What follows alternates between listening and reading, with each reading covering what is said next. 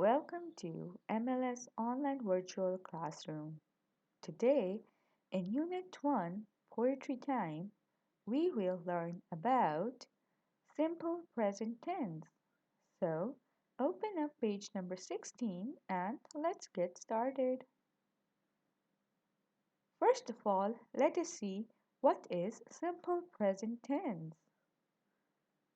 The simple present tense refers to an action or event that is ongoing or that regularly takes place in the present time. The simple present tense is used for many purposes, and we will study three purposes of simple present tense. Let's look at the first one. The simple present tense is used for habitual actions. It shows repeated actions that happen at regular intervals of time. For example, Hadia visits her grandmother once a week. So, in this sentence, the regular interval of time is once a week. And she visits her again and again, but only once a week. The structure of the sentence is subject, Hadia, and then as a verb we have visits. The object here is her grandmother. And once a week is the timeline, which is the regular interval of time.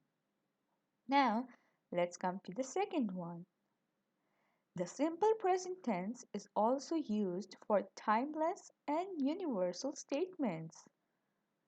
We use it when talking about something that happens now or all the time. We use it when talking about facts or true events. Let's look at its example.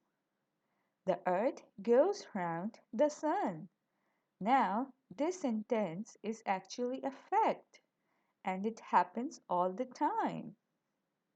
Now, let's look at its structure. The earth is a subject and goes around is the verb and the sun is object. Now, let's come to the last one. The simple present tense is also used when we talk about current facts which may change or hold true. For example, Canberra is the capital of Australia, which shows that it is a fact that Canberra is the capital of Australia. Now, let's look at its sentence structure. Canberra here is a subject, is the verb, and the capital of Australia is the object. Now, let's do an activity. Make some sentences using the simple present tense, just like the three purposes given above.